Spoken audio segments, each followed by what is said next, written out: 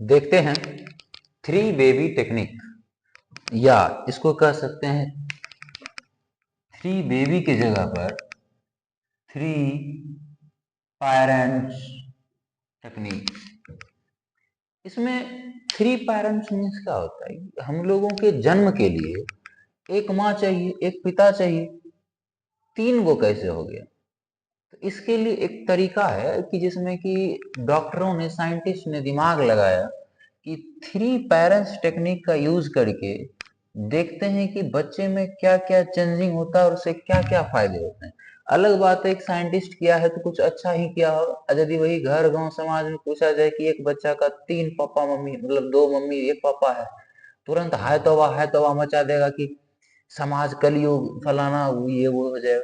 लेकिन ये जो टॉपिक है इसमें दो माँ और एक पिता है जिससे एक बच्चे जन्म लिए, इसको कहा जाता है थ्री पेरेंट टेक्निक। ये रिप्रोडक्शन चैप्टर में आपको मिलेगा भी। समझते हैं कैसे होता है। मान लीजिए कि ये पुरुष है, ठीक, और ये स्त्री।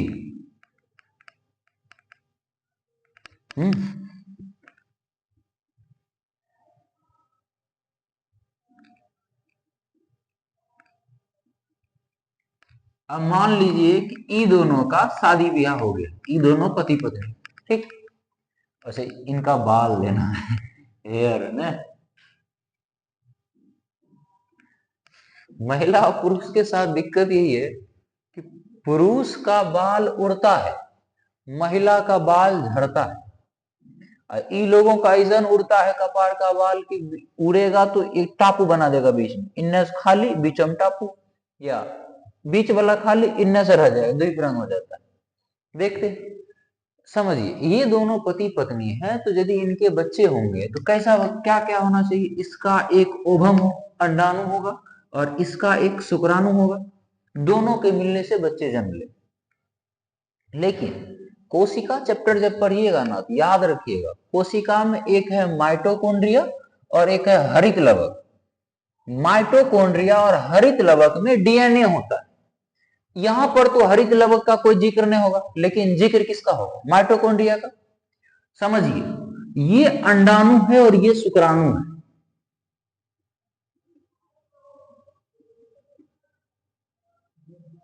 ठीक। अब समझिए, ये अंडाणु ये शुक्राणु है, तो अंडाणु एक प्रकार का सेल है और शुक्राणु भी एक प्रकार का सेल है। तो सेल है तो इसमें पाया जाएगा माइटोकॉन्ड्रिया,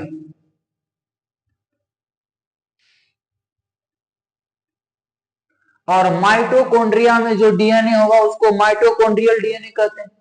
इस सेल में एक केंद्रक, केंद्रक में भी डीएनए है, माइटोकॉन्ड्रिया में भी डीएनए।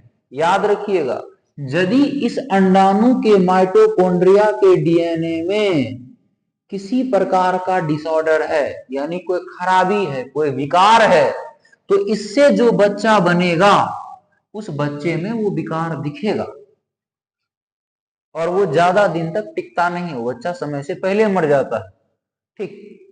जैसे कि हो सकता है कि इस तरह का विकार यदि हो तो बच्चा का मांसपेशी और उसके शरीर के एक्टिविटी के अनुसार से सामंजस्य नहीं बैठता है, यानी कि जैसे हम बोल रहे हैं, पता चला कि न्यूरॉन उस हिसाब से हमारे मसल्स को नहीं एक्टिव करा पा रहा है, तो फिर दिक्कत होगा। क्या बोले कि ये अंडाणु महिला का, ये शुक्राणु पुरुष का। अंडाणु के केंद्रक में भी डीएनए होता है, इसके केंद्रक में भी डीएनए होता है, ठीक। न्यूक्लियस में भी डीएनए होता है और इसके माइटोकॉन्ड्रिया में भी डीएनए होता है। यदि इसके माइटोकॉन्ड्रिया के डीएनए में किसी प्रकार का गड़बड़ी है तो अगला पीढ़ी में गड़बड़ी दिखेगा, यानी ये जो छोटुआ पैदा लेगा, ये जो होगा, ये जो छोटुआ पैदा लेगा इसमें गड़बड़ी दिखेगा। और साइंटिस्ट दिमाग लगाया कि किसी तरह से माता पिता यानी कि डीएनए 99% इस बच्चे का यही हो, इन्हीं का हो, लेकिन कुछ चेंज कर देते हैं जिसके कारण से बच्चा का विकार खत्म। तब दिमाग लगाता है एक महिला है जिसको डोनर महिला कह सकते हैं, वो एक अंडाणु दान करती है जिसको डोनर एग कहते हैं। अब समझ, एग नहीं ओवम कह लो एक तरह से। तो डोनर ओवम जो होता है इसमें भी वही चीज होगा, यहां केंद्रक होगा, इधर माइटोकॉन्ड्रिया होगा। ठीक, केंद्रक में भी क्या होगा, डीएनए होगा, और माइटोकॉन्ड्रिया में भी क्या होगा, डीएनए। इसके माइटोकॉन्ड्रिया का डीएनए परफेक्ट है। ठीक, असली ये इसमें गड़बड़ी क्या है कि इसके माइटोकॉन्ड्रिया में डीएनए खराब होने के कारण बच्चा विकार हो रहा है। तब क्या करेंगे, इसका इस केंद्रक को निकालेंगे बाहर। ठीक, और इस केंद्रक को भी निकाल देंगे बाहर। देखिए इसका माइटोकॉन्ड्रिया एकदम बढ़िया है,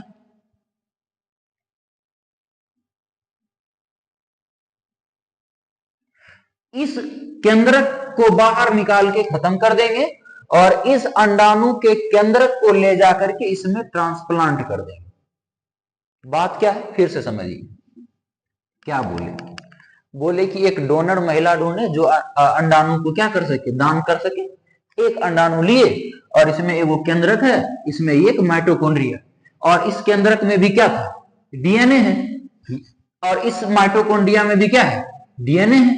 लेकिन ये जो इस बच्चे की मां है, इस मां के अंडाणु के माइटोकॉन्ड्रिया का डीएनए खराब है, तो इस डोनर वाला में डीएनए ठीक था। तो क्या करे, इसका केंद्रक बाहर निकाल दिए, इसका केंद्रक बाहर निकाल दिए, और इसके केंद्रक को बाहर निकाल के खत्म कर दिए। इसके केंद्रक को बाहर निकाल के यहां जो निकाले थे ना, इसमें फिर से इंसर्ट कर दिए इस न्यूक्लियस को। अब देखिए ई केंद्रक इसमें गया, हालांकि अंडाणु इस महिला की है, लेकिन इस अंडाणु के अंदर केंद्रक किसका है, इस महिला का। यानी बच्चे में लक्षण जो होगा इस मां की होगी, लेकिन कुछ लक्षण तो इनका भी होगा, लेकिन 99% जो होगा इसका ही होगा लक्षण, क्योंकि नन्यूक्लियस तो इसी का इसमें डाल दिए। अब इसमें देखिए डीएनए खराब था, इसका डीएनए अच्छा है माइटोकॉन्ड्रिया का, तो ये एग कहलाएगा एकदम हेल्दी एग, और इसका माइटोकॉन्ड्रिया का डीएनए ठीक है, तो बच्चा में विकार भी नहीं होगा। अब इस एग को और इस शुक्राणु को बाहर आईवीएफ विधि द्वारा, इन विट्रो फर्टिलाइजेशन द्वारा इस अंडाणु को इसके शुक्राणु से मैच करा दिया जाएगा, और इससे जो बच्चा फिर पैदा लेगा वो बच्चा स्वस्थ पैदा लेगा। तो देखिए इसमें कितने पेरेंट्स हुए, 2 मदर और एक फादर, बच्चा जन्म लिया, और इस बच्चे में कौन विकार नहीं दिखेगा, माइटोकॉन्ड्रियल डिसऑर्डर नहीं दिखेगा। ठीक, और इस विधि को कहते हैं एमआरटी,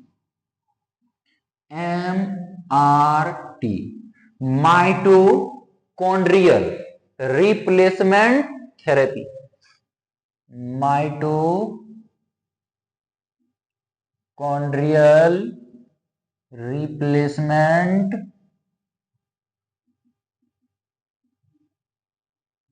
थेरेपी।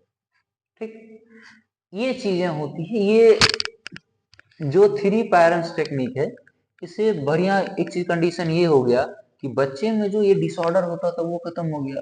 सबसे पहले ब्रिटेन में ये प्रोसीजर, खोज इसका बहुत पहले हुआ था, लेकिन वहां पर नियम बनाकर 2015 में इस प्रोसीजर को करने का आदेश दिया, और इससे एक बच्चे जन्म भी लिए, जो कि इसको कह सकते हैं आप 3 पेरेंट्स बेबी होगा, क्योंकि इसमें 2 मदर और एक फादर।